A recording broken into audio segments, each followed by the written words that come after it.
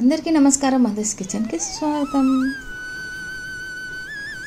చూస్తున్నారు కదా, ice cream అంటే అందరికీ చాలా ఇష్టం. మరి ఇలాంటి ఐస్ క్రీమ్ ఎన్నో రకాల టేస్టులతో తింటూ ఉంటాం.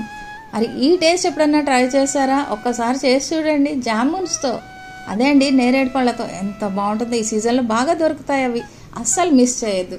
ముందుగా నేరేడు పళ్ళని కడిగి శుభ్రం చేసి పెట్టుకున్న తర్వాత ఆ పైన ఆ గుజ్జంతా ఈ విధంగా కట్ చేసి పక్కకు తీసుకోవాలి. కొంచెం టైం పడుతుంది, కాకపోతే ఐస్ క్రీమ్ టేస్ట్ అయితే చాలా బాగుంటుంది. కష్టపడినా చేసుకోవాల్సిందే ఈ ఐస్ క్రీమ్.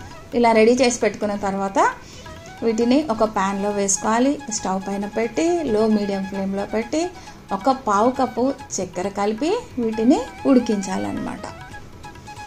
ఈ ఆరోగ్యానికి కూడా ఎంతో మంచిది. ఈ సీజన్లో బాగా దొరుకుతూ ఉంటాయి, అందరూ చాలా ఇష్టంగా తింటూ ఉంటారు. మరి ఐస్ క్రీమ్ కూడా తినేస్తే అయిపోతుంది కదా.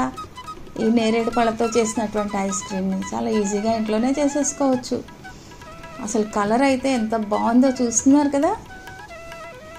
ఇవి మెల్లగా ఉడుకుతున్నాయి. ఆ ముక్కలు బాగా మెత్తబడి ఆ పాకం కాస్త చిక్కపడిన తర్వాత మనము స్టవ్ ఆఫ్ చేసేసుకోవడమే ఉంటుంది. ఈలోపు మీరు ఒక లైక్ ఇచ్చి మమ్మల్ని సపోర్ట్ చేయండి. అట్లానే ఎవరైనా సబ్స్క్రైబ్ చేయకపోయి ఉంటే ప్లీజ్ సబ్స్క్రైబ్. సో బాగా చిక్కబడింది. ఇప్పుడు మనం ఒకసారి కలిపేసి స్టవ్ ఆఫ్ చేసేసుకోవచ్చు.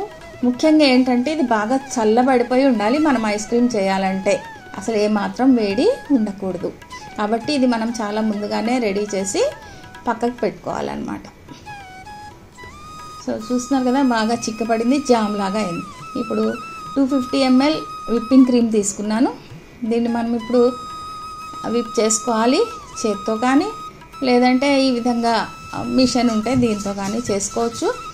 బాగా గట్టిపడేదాకా అలా స్టెప్ బై స్టెప్ కొంచెం లో స్పీడ్ హై స్పీడ్ మార్చుకుంటూ దాన్ని విప్ చేసుకోవాలి.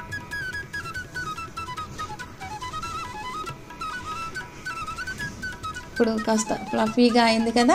దీనిలోకి మనం మిల్క్ పౌడర్ యాడ్ చేయవలసి ఉంటుంది. ఒక పావు కప్పు మిల్క్ పౌడర్ వేసాను. మరొకసారి ఈ విధంగా ఒక 5 నిమిషాల సేపు ఆ మిల్క్ పౌడర్ బాగా మిక్స్ అయ్యేలాగా మిక్స్ చేసి, తర్వాత మనం రెడీ చేసి పెట్టుకున్న ఆ నేరేడు పళ్ళ జామ్ ఉంది కదా, దాన్ని సగం మాత్రమే వేసి మిగిలింది పక్కకు పెట్టుకుందాం. చాలా ఈజీగా అయిపోతుంది. అసలు మనకి భయం ఉండదండి ఇంట్లో చేసుకుంటే. బయటవాడు వాళ్ళ ఐస్ క్రీమ్ ఎలా ఉంది ఏంటి అనేది, ఇప్పుడు బయట న్యూస్ అవి ఇవి చూస్తుంటే మనకు భయం అనిపిస్తుంది. ఏమన్నా తినాలి అంటే అది మంచిగా తయారైందా లేదా. సో ఇలాంటివి మనం ఎప్పుడు ఇంట్లో చేసేసి రెడీ పెట్టేసుకోవచ్చు. ఆ తర్వాత దీన్ని మనం ఒక బౌల్లోకి వేసేసుకొని, ఏదైనా ఎయిర్ టైట్ కంటైనర్ లాంటిదని టైట్గా మూత ఉండేది తీసుకోవచ్చు. నేను ఇదే బౌల్ తీసుకున్నా. దీనిలో అంతా వేసేసి, నేను ఆ జామ్ సగమే వేసాను కదా, ఆ మిగిలింది ఇక్కడ వేస్తున్నాను అన్నమాట. ఇలా పైన అక్కడక్కడ కొద్ది కొద్దిగా వేసేసి, అసలు జామ్ ఏమాత్రం వేయలేదు, ఈ విధంగా ఒకసారి మిక్స్ చేయాలి.